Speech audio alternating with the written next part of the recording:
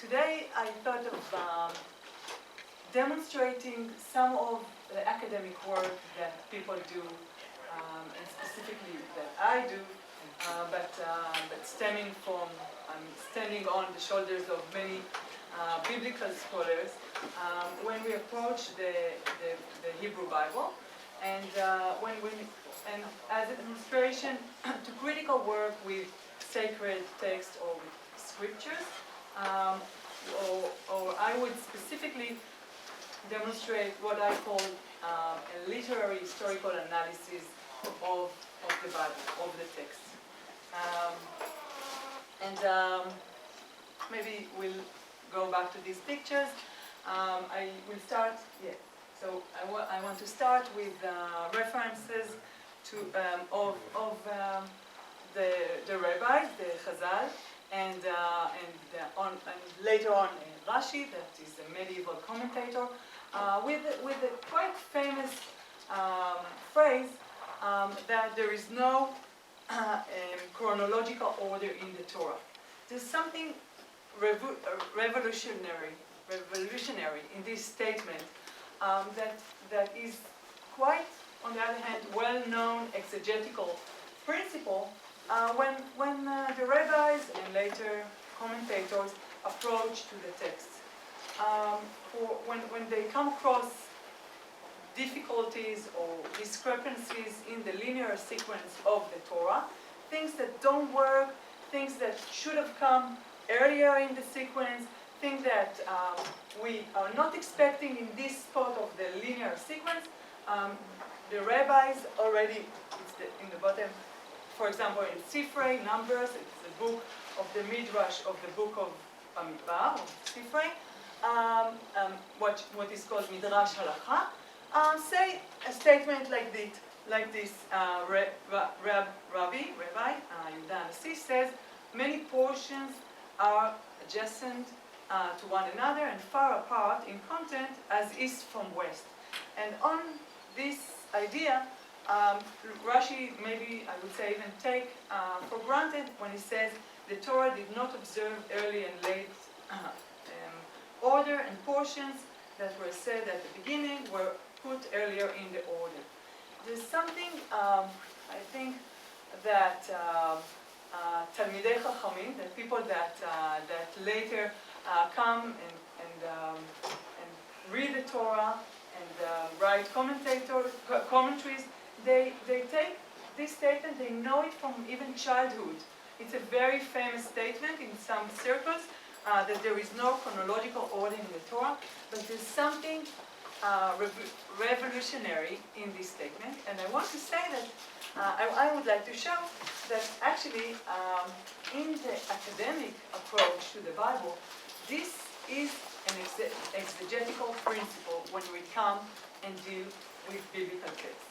So it's important for me to start from the rabbis or the Chazal, sages, and later on the medieval commentators that are quite they are accepted as quite let's say acceptable approach, traditional acceptable approach to the Bible when we head onwards to the critical and the academic so-called approach to the Bible. So we'll move on to the next slide, please. In the context, thank you.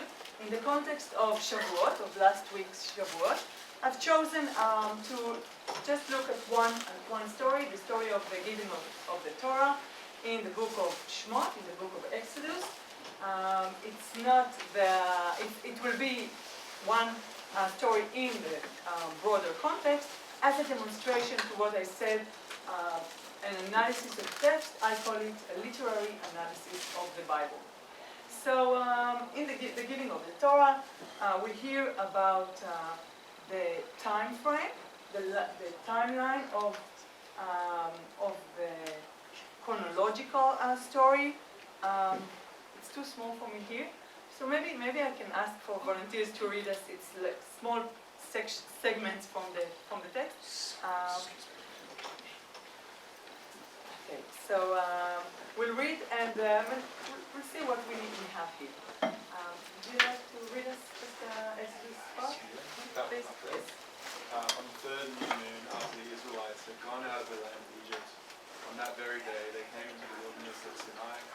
Israel camp in front of the mountain. Wonderful, thank you. So we're talking about 3 months, or actually 2 months, and on the first day of the 3rd month, they just went out of Egypt. They are arriving to the foot of the Mount Sinai, and they are camping there. And we know that it's the beginning of a new era. It's the beginning of a time that they are preparing themselves to the receiving of the law, to the giving of the Torah, and they're going to receive it. What happens just 40 days after that? Just 40 days. When we just go, and when I'm asking it, we're still we're still in the final form of the text. When we read it as a story, in a chronological order, not as what the sages and the rabbis would later say that there is no order, there's no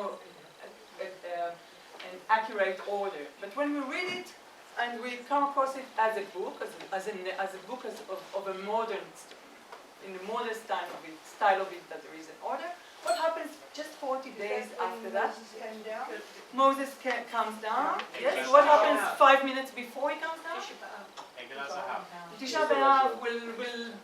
What do you mean when you say Tisha B'Av? Tisha B'Av.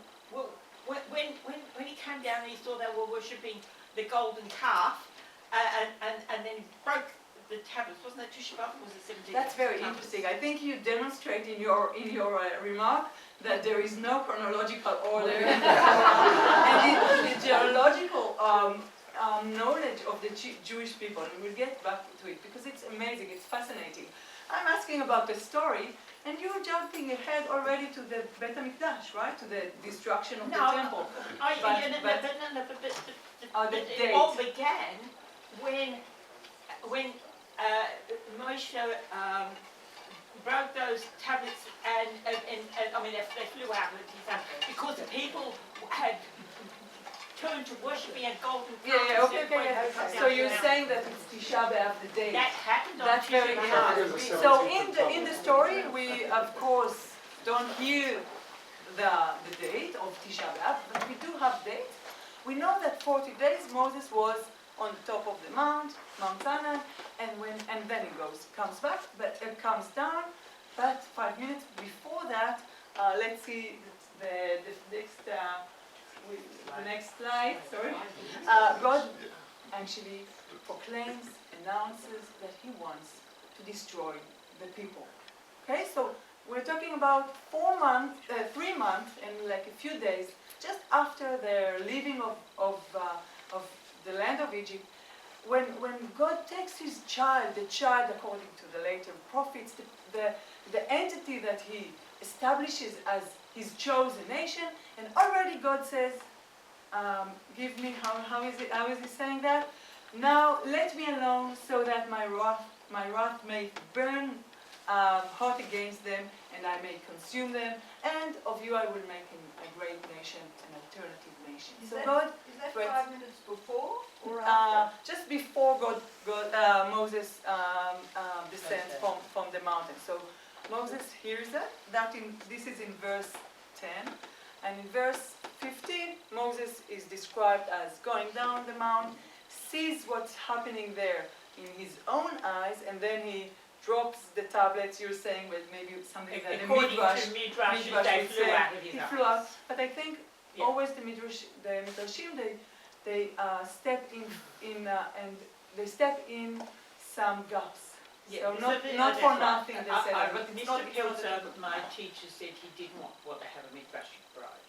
Okay, but we'll maybe touch it later. Can you say it in Hebrew how it is, because in English? Hanachli v'ashmidem.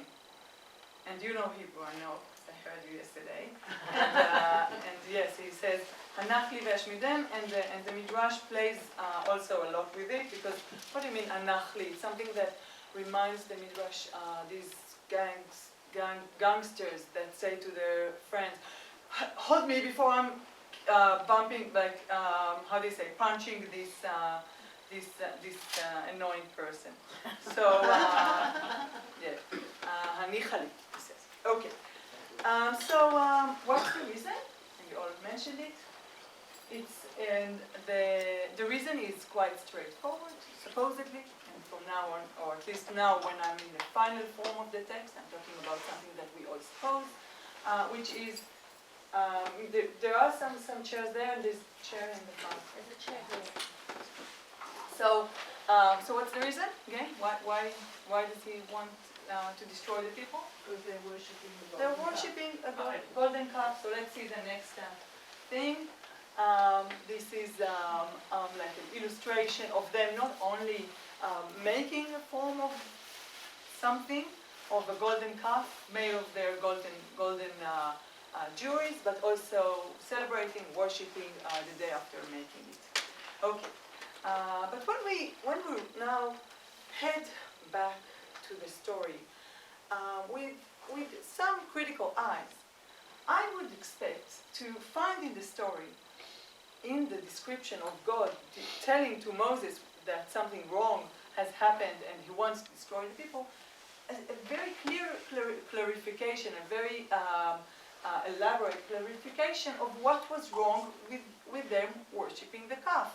It's only the beginning, it's only the initiation of a people. It needs to be explained that this was a wrong thing.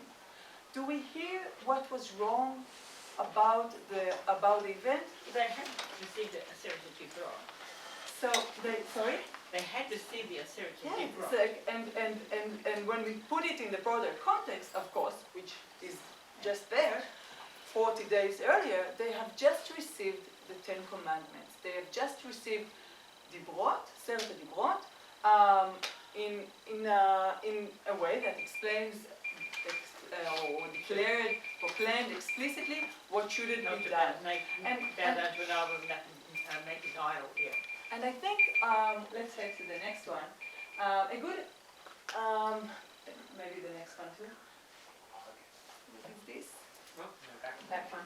No, you know what? It's good. I will go along with what you said. So let's skip a few and we'll get back to this. Sorry, wait.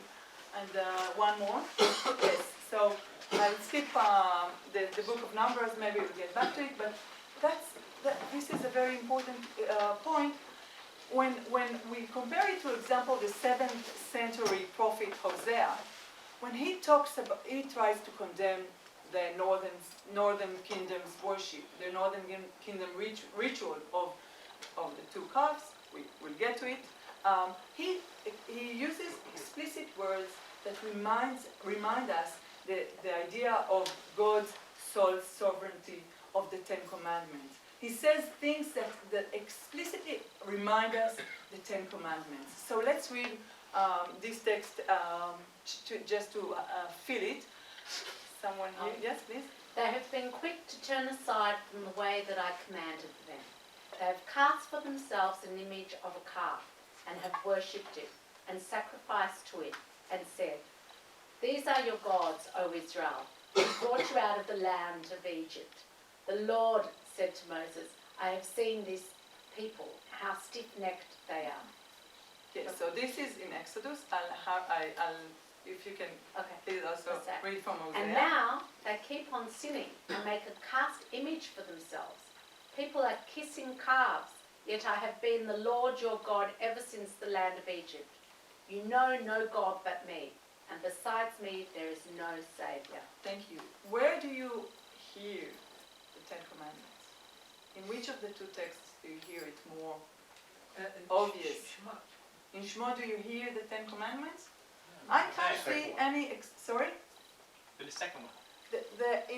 On this. In Shemot, what I hear are the same words that are said in the previous verses. So it's very interesting. Verses 1 to 7 explains describes the story, what the event was, what they do, what they say, and how they celebrate. And then God just copy it and say the same things. The same words are just copied into God's. It's very convincing. God sees everything, and He reports it to Moses. But in the text of Hosea, we hear the Ten Commandments. We hear that there is only one God, which reminds us the first statement of the Ten Commandments. Depends how we count the 10 commandments. I'm not sure that there are really 10 sometimes. But we hear the first verse. And we hear about the taking them out of Egypt. We hear that he knows that there is a clear law that prohibits any thing that will be alternative to God. But in Exodus, it's quite unclear to see what their real sin was.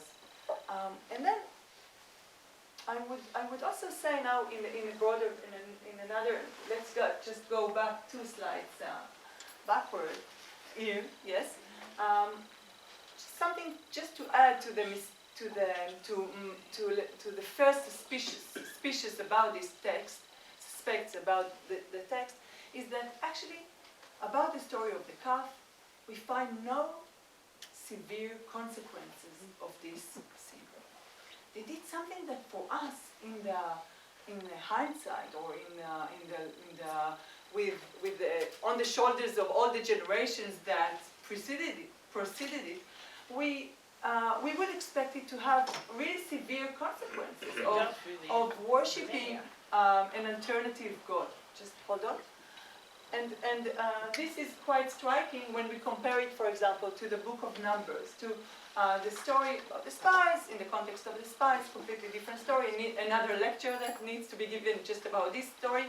But there, when God says that he wants to annihilate the people, and then later on, when we have the intercession of Moses, the intervention of Moses that tries to relax him and to shut him down and to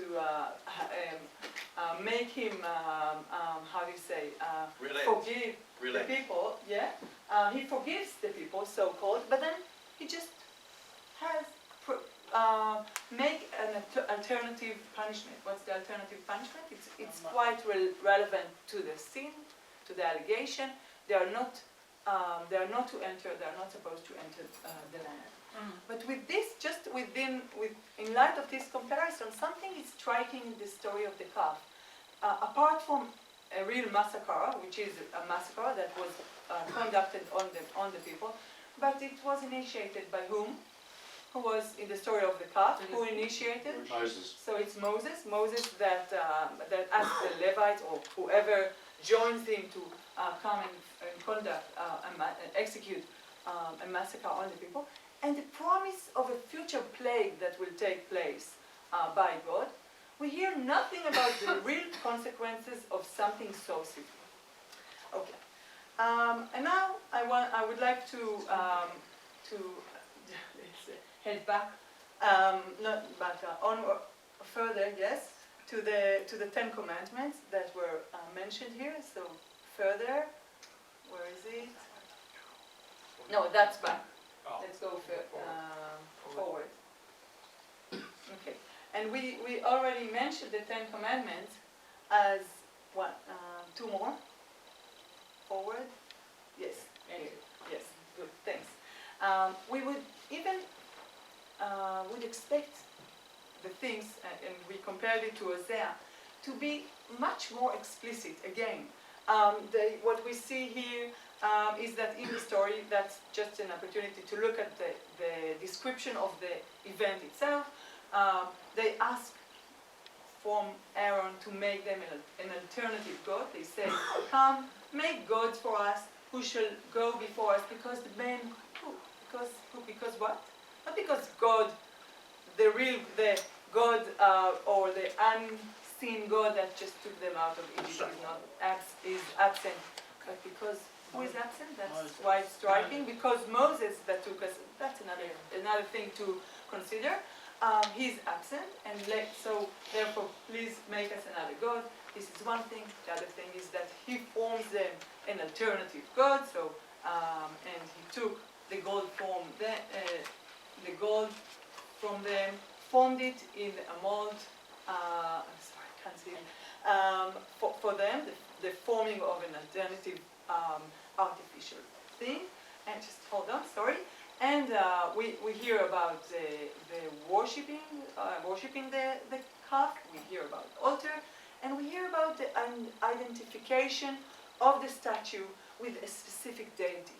All these four things are just explicit violation of the first 4 or 5 commandments of the 10 Commandments. Of you should have no other gods, of not making anything in the form of anything, and not bow down to them, and also not saying things in vain, not relate anything. And now I'm actually broadening the meaning of, in Hebrew it's called Lo tisa Hashem lashav, in vain. Here it has, this is the NRSV translation of the Bible. It's a more acceptable version of the Bible in research. So they use the word wrongful. It's very interesting to interpret what's the meaning of lashav. Rashi, I must say, reduces it to this, what we know, many know, that you just cannot use the name of God in vows. But I think when we look at it in other occurrences of the word lashav in the Hebrew Bible, it means don't make a wrong identification of the name of God with things that are not God. So they definitely do that. But we hear nothing about it. We hear no direct announcement or not explicit explanation that this was all wrong. And again, that would be requested. This would be needed in the context of initiating or starting a new nation that needs to be directed, needs to be explained what is wrong and how they need to behave. Is it relevant? I just want to say on this translation there, for Aaron, he took gold from him and formed into a mold. Some people have said he threw it in so it made itself. He says that. Yes, that's a wonderful point. Sometimes when I write articles that I am shocked what I had in my, like what the results are, this is what I say. It just happened. I just put all the juries in the pot and just popped up. Yes. So it's something that it's an innocent statement, but also it's interesting in the context. Okay, so yes, please. And I want to show the things now in the broader context.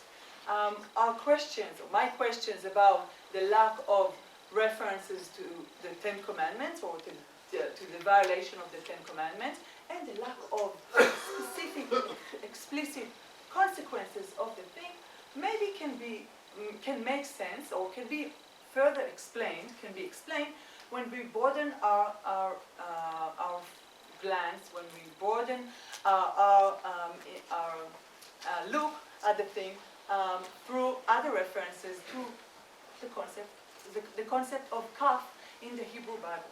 So in the Hebrew Bible, we find the egel, kaf, in many ritual references as an accepted ritual element. It is found. Do we need to read it, or why don't we read it? It will help us to feel it. Maybe Jackie would like, please. Thanks. He said to him, "Bring me a heifer, a galah, 3 years old, a female goat, 3 years old, a ram, 3 years old, a turtle dove, and a young pigeon." Yeah. So. Keep going. Can we just remind ourselves what the context is? It's Genesis 15. It's the treaty between Ben Habatarim. Ben Habatarim. Did you want to say? Abraham and God, and who's the person that who's the entity that goes between the cat animals? That's a tricky question. It's God. It's God that is actually makes this vow to And Abraham. he changes. He is promising something, and he's saying, and we know it from later on from Jeremiah, the entity that goes between the animals promises, that sounds outrageous, promises that if they violate the promise, the same thing will happen to them. So that's quite striking when we think that Ruach Hashem, God, passes through these cat animals and as saying, this will happen to me. But let's bear it still in mind. One of the animals, which is an acceptable thing that is carried into this ritual, is an egel. The same thing with Jeremiah. Maybe except that it says, I will make it like the calf egel when they cut it in two and pass between its parts, Yes. which implies that who's passing between the parts, not Rosh not Hashem this not time. God. So who is this done? The people. If someone knows, yes. So what's the context? And maybe it's about the slaves. It's Ah, about yeah. releasing the slaves, and this time Jeremiah and his entourage, maybe people that really do the same as him, as opposed to others, to the establishment, remind the people that they were promised to release the slaves, and now they need to do it. And if they're not, they are threatened by with this frame of treaty of covenant that has like bad consequences with it. What about the Chariot of Ezekiel? Jackie, can you please read us on this? Their legs were straight, and the soles of their feet were like the sole of a calf's egel, foot, and they sparkled like burnished bronze. Yeah. So this is the chariot. Who's driving in the Chariot of Ezekiel 1 and 3? It's again the Kavod Hashem, HaKavod. It's an amazing text, priestly text, very psychodynamic, mystical text. We'll leave it to another time, but definitely a calf is one of the acceptable animals that is brought into this thing. And another thing that I recently found, which is very interesting, is the description of the throne, the chair of God, again in a sort of a priestly context, but this is in 1 Kings, the book of Melachim. When we hear about the description of the chair of God, in Hebrew we hear this, the Rosh Agol, which is round, to the chair, me'achorav, in the back, not the same in the Septuagint version. So the Septuagint version, we call it LXX, which is in Greek 70 Septuagint, 70 named on the 70 sages that wrote together in parallel. But this is, of course, the legend of them sitting in one palace in 70 different rooms in Egypt and writing together and come up with the same translation of the Bible into Greek. I can't say that it's true just because we have various versions of the Greek translation of the Bible and many manuscripts, and definitely there are many discrepancies or differences from what we call the Masoretic text, the one that I work with. So the Hebrew text is called Masoretic text. This is the text that was passed from one generation to another in the Hebrew, while at the same time there were other versions in Greek, in Latin, Aramaic. sort of, in Aramaic, and the Dead Sea Scrolls that represent, in many aspects, different manuscripts of the Bible. So when we look at the Greek version of the same text, the same verse, what we hear is that instead of a goal, they had in front of them probably egel. So it was calf in the back of the chair. It was egel and not a goal. Just another demonstration of this element in the acceptable ritual of Hashem, of the accepted God. Please press. The goal appears in other places in the Bible because it's quite You- sure that it was egel. Egel. Oh, you're asking if a goal, that's a goal? something that needs to be checked, yeah. And it's very easy. Like I just Because- can take my mobile, Yeah. you write a goal and easy. Yes, because you feel that a goal is not, Not sounds like a fitting modern word, Yes. isn't it? that. Okay, so it's worth What does looking that call for. mean? Sorry. A goal is round Round. and egel is calf, but it's the same, and you know the vowels, nikud, was introduced into the text just in the 10th century in the Common Era, as opposed to, like when we look at the Dead Sea Scrolls, there's no nikud there. There are other things, more what we call mater lectiones, more letters that help the reading. So maybe they would have written a goal with a vav there. Yes. But in the Masoretic text that we accepted, was passed only in the 10th century.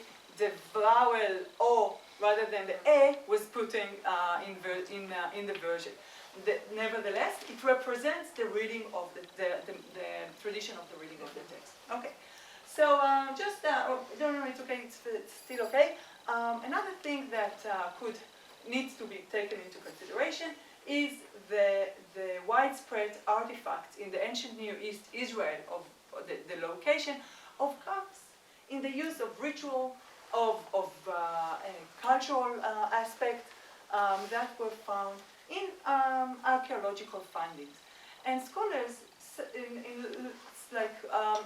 as when the findings accumulated, they started to realize or understand that maybe the calf was used, now I need to, as what is this, if someone is familiar with it? The kruvim, the flying kruvim that how do you say, like situated, located in the Mikdash, in the temple, already in the desert. We hear about them both in Exodus and later on in 1 Kings, and they in the Kodesh HaKodeshim, and they point to something that is not represented there. Yeah. So the cherubim, later on in the mystical incarnations of Judaism, like in the Zohar and the Sefer Yetzirah and some other texts, cherubim, there is a circle of the keruv. And keruv in modern Hebrew is something else also, so it's quite funny when you learn it. But keruv is an angel, malach. This is an illustration of it. We don't know how exactly they look like, but it sounds that they are figures with wings that point to somewhere in the middle. And as I mentioned before, the priestly document or the priestly writings in the Torah, they are very much point to an existence of God in the temple.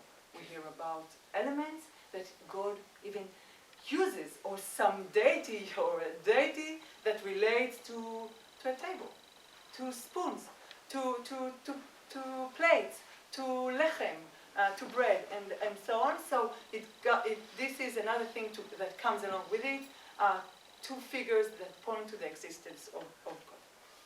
Okay. So, as I said, scholars tend to think that the calf was something like that, something that was a pedestal on top, or a place that's used to represent the existence of the deity. Let's move on. Another thing that can be further being considered is the story about Jeroboam. So I mentioned briefly before about the northern territory, the northern kingdom. Northern territories. Yeah, sounds strange. And it's further learned just from the straightforward story of Jeroboam that the account tells that he takes, separates from the Judean kingdom. He's afraid of not being considered legitimate enough, and he's afraid that the people would long to go back to Jerusalem and to Judah, and he understands that he needs to establish his own thing, his own culture, their own new legacy and traditions, and therefore he introduces two calves.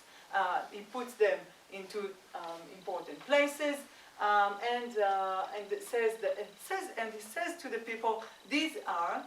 So I need someone please to read, if you can find where it says to the people.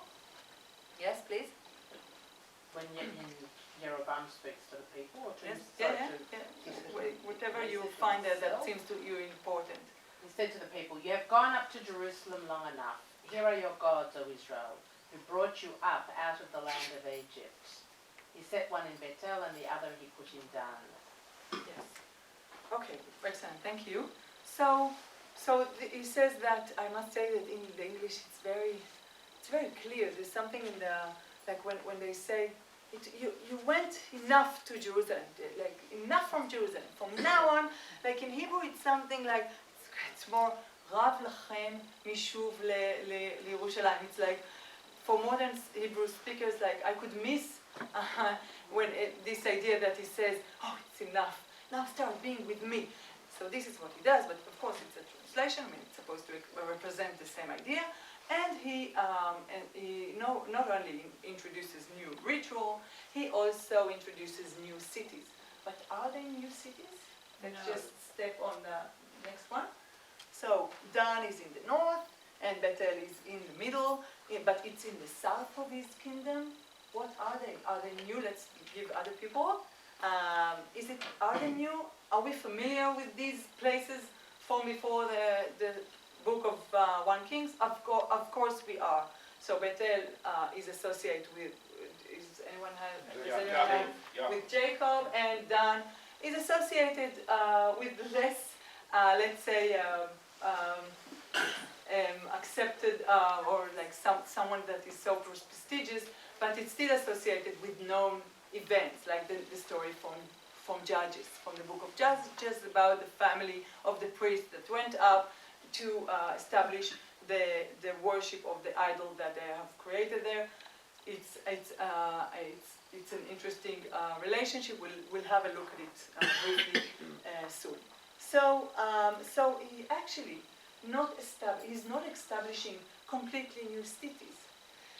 He takes over things that were already known in the legacy of the people, in the legacy of the tribes, and makes them and puts more forces into it. Let's say share forces with the old tradition and take over it, and he's not establishing something from scratch. And I would say that the same thing is with the calf. We could even say further that if he wants to introduce a legitimate and favorable tradition, why should he go to something so heretic from the past? Would he go to something that is so unacceptable and considered to be so such a violation of the Ten Commandments? That's very strange. There is a genuine motivation of the king to make his kingdom as something legitimate of the people. And not only that, he refers to the legacy of the people, or to the deity that took them out of the land of Egypt. So let's just have one more on this. Okay. So I wanted to go back to this slide, and could you press one more, please? So with this in mind, about Jeroboam, one of the assumptions is that the king, when he says, "These are your gods, Israel, that have taken you out from the land of Egypt," is he referring to the calf, to the calves, to the calf itself, to the golden calf? This is of course possible from the wording. He talks about plural. He points to them, but scholars also suggest that he refers to something that is not seen, that stands on top of the calf, as we know from other findings that were found in the ancient Near East of calves that on top of them were little figures that considered the gods, the deities themselves. So as a pedestal, the calf as a pedestal, like the way the cherubim were, that represented the place on top of which God located. Yes? A phrase I once heard that I think captures a lot of what we're talking about is that the Egel HaZahav, the golden calf, is idolatry, but it's our idolatry. It's like Jewish idolatry. Is that something that you... It's actually the findings, I must say, I'm sorry to disappoint you, but actually show how common it was. And maybe the our thing, the adoption, how do you say, to make it Jewish, the Jewishism of it, Judaization of it, is that maybe in the context that it was used without a figure on top of it. So what scholars say is that, and they say it according to findings, archaeological findings that they have, is that that widespreadly it was used with a figure on top of it that represented the god, and the calf, as in the Chariot of Ezekiel, was just a pedestal or a stand that was attached to it, yes. So maybe if it relaxes you, it's something that is Jewish in this sense. Definitely, I strongly, what I want to suggest here is that Jeroboam doesn't know yet that it's such a heretic action. And when he takes it in order to introduce a legitimate ritual rather than something that is completely a violation of the Ten Commandments.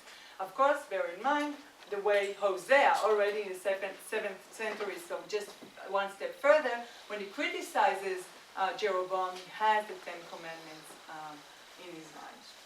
Oh, what does cherubim mean? A lot of us don't know Hebrew. Sorry, cherubim. maybe it's my mistake. Cherubs. Cherubim. Oh, cherubim. Yeah, cherubs. Yeah, cherubs in English. Cherubs. Okay. Yeah. Cherubim. Did I say? Yeah. Cherubim is a him. But the English or European depiction of cherubs is not the same as the cherubim in the Beit Mikdash. Oh, really? But they just got the idea from it. So it's just another word for malach. And another question, could it be that Jeremiah, what is it? Yes. Tried to be It's not a modern? Jeroboam. Modern. Tried to be modern for those days and adapt to other cultures. Oh, okay. So it's interesting. He introduces a new thing, definitely, because he wants to be an alternative to Jerusalem in this sense. So maybe if you would say that modernity is bringing something new to the scene. Still, he stands on shoulders of bigger of the legacy. He's not detached from it completely. Otherwise, he wouldn't have even mentioned Egypt. What's the relationship to Egypt here in this context? That's right. Okay, so let's, with this question, thank you. Because of that, we can actually see more things that relate Jeroboam to the old tradition of the people. And I wanted to suggest that Jeroboam was actually in his biography and the things that, and of course, we haven't mentioned it yet, but there is another player in the whole thing, which is not, I'm not going to say God. It's the narrator or the author or someone that puts the things together. And in the broader narrative, what we see, if we read really carefully, we actually see some matching lines in the biography of Jeroboam with Moses, the establisher of the land, of the nation, Moses, and the establisher of the northern nation, Jeroboam. So both of them, and I need you will to be with me. So this is the first dot. Both of them are chosen by God. When the people are forced to build cannot. How you said, storage towns in both Egypt and Solomon, in the story of Solomon and Egypt.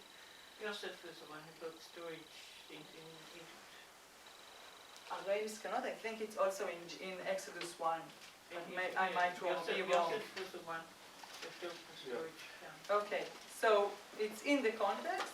They still build things, right, in the time of Moses. That was before Moses. Because Joseph was the... You're talking about Peter and Ramses? Yeah, but also in Exodus 1, verse 11, what we hear, Vayiven, Arei Miskenot, Pharaoh, and Pitom et Ramses. But in the context, okay, so both characters emerge in this time. Next thing is they both flee from a king who seeks to kill them. We actually will find it later in the also national mythology, in other figures who are not national. Jesus does a similar thing, flees to Egypt when someone wants to kill him, Herod. But it's interesting. I said Jewish myth because it was still written by Jews, as many know. But let's say it's something that resonates in the mythological. Let's say relationships of stories. They both flee from the king who seeks to kill them. So Pharaoh and who's the other king in the time of Jeroboam? Solomon. And both then reappear with demands from the king's successor. In the case of Moses, it's the second Pharaoh, the sequential Pharaoh. In the time of Jeroboam, who's the Rehoboam, how do you say that? Rehoboam. Rehoboam is the son of Solomon, and they both cause, at first, an increase of the burden of the people. They have to create their own bricks in the time of Moses, and in the time of Jeroboam, Rehoboam chooses the advice of the elders, of the youngers, rather than the elders, and this suggests that they're going to work much more, but they both eventually bring to a liberation and become the people's official leaders. So just like some links between Moses and between Jeroboam and the establisher of the whole nation, Moses, and just to strengthen this idea that Jeroboam is related to the calves, while he's also related to Moses. So before I want to strengthen it, I actually imply that who is in fact related to the ancient story of the golden calf. I'm implying that it is Moses. I'm implying, and it's outrageous, I'm sorry, but I must say it's also outrageous that the prestigious Aaron, the father of the priests, he is the establisher of this golden calf. Well, that's narrative. right. No one of you So that popped the up and said, sorry, no one already jumped and said, how crazy it is that Aaron is the establisher of such a ritual. So not only that, I want to suggest that it was actually Moses in a previous incarnation of this story. So let's move on to look at Moses for a second. Moses is an establisher of other rituals. Yes. What is this? The serpent. So this is the bronze serpent that was used as a charm, as a good luck charm for the people when they were bitten by a snake. They just had to look at it and would be healed. The serpent, which would be from a monotheistic perspective, would sound a bit awkward, was legitimate for a while already, or let's say still in Jerusalem. Why am I saying that it sounds awkward to monotheistic perspective? I'm not projecting anything about you or about myself. I'm not telling you about my monotheism. I'm only thinking about a later king that we would come and destroy it, who is someone knows?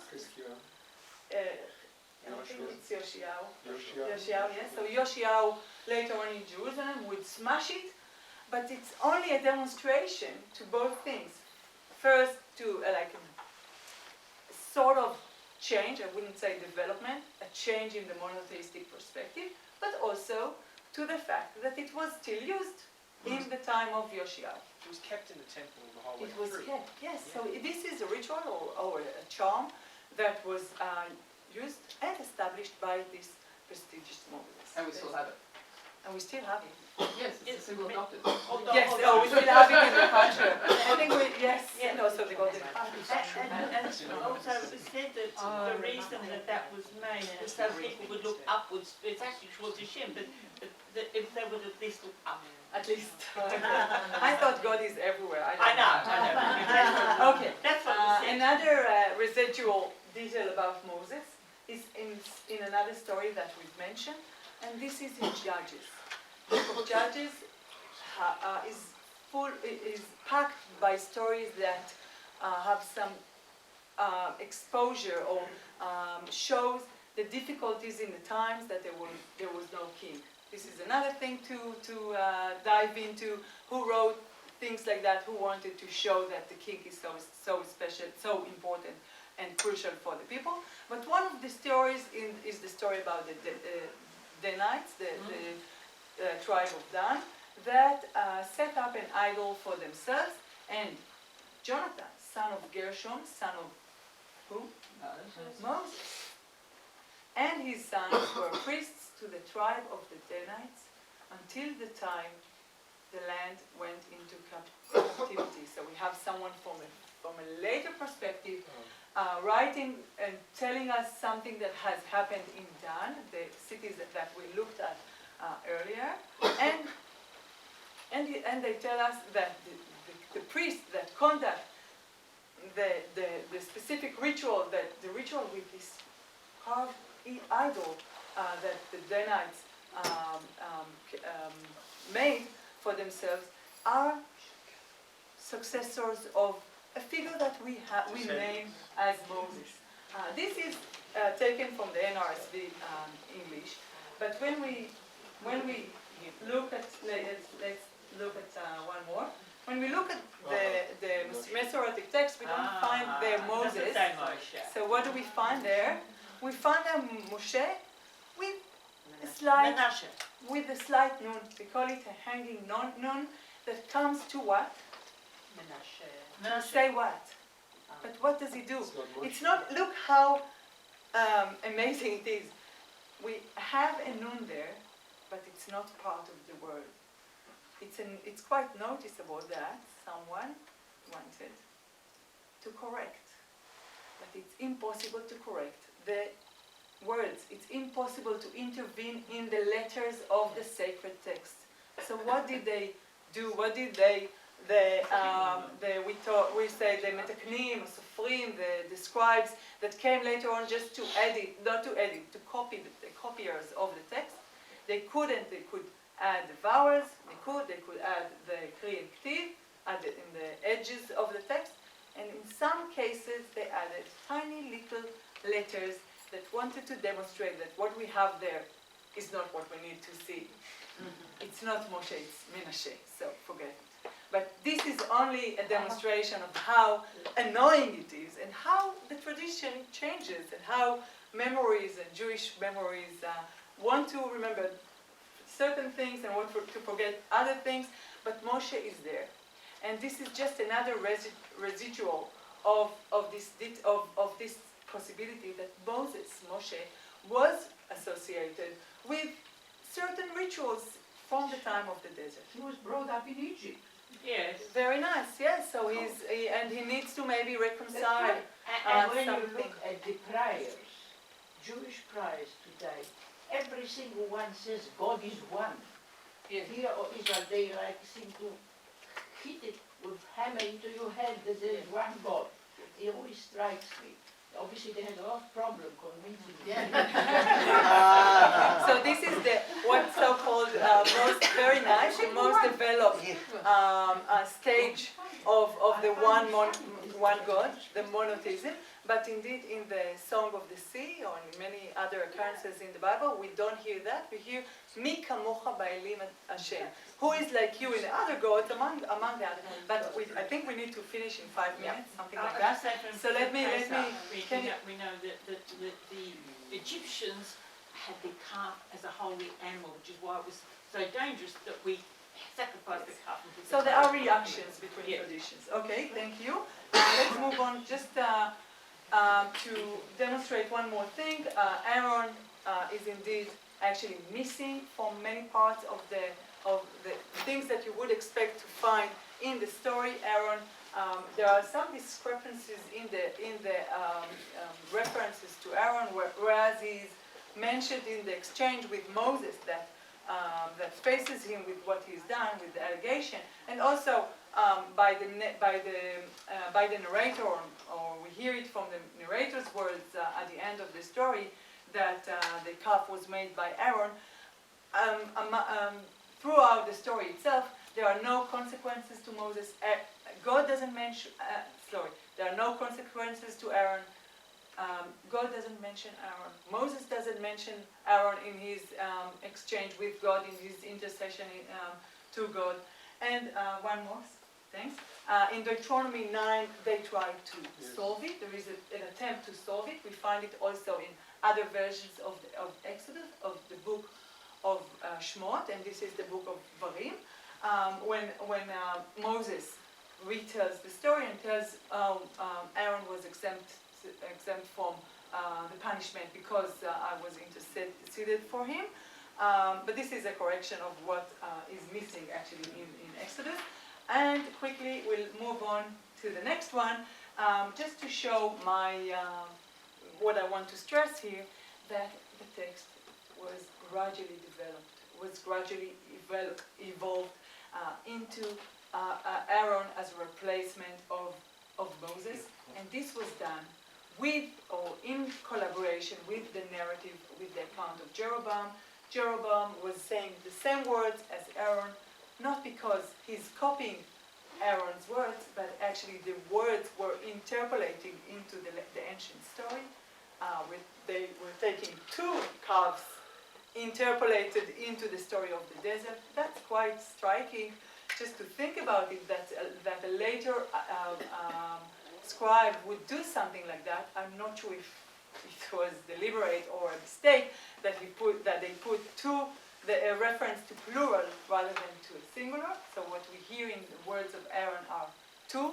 Ele Elohecha Israel asher hotziucha me'eretz Mitzrayim, in plural. Of course, the word Elohim in Hebrew is in plural. That's very interesting. Yes, the im at the end. But in most references to Elohim, maybe in Genesis 1 there is a fault there too. In most references to Elohim, and I'm referring to this lady that just left, Elohim is one. But here, in the case of Aaron, there are two, but he still does one calf.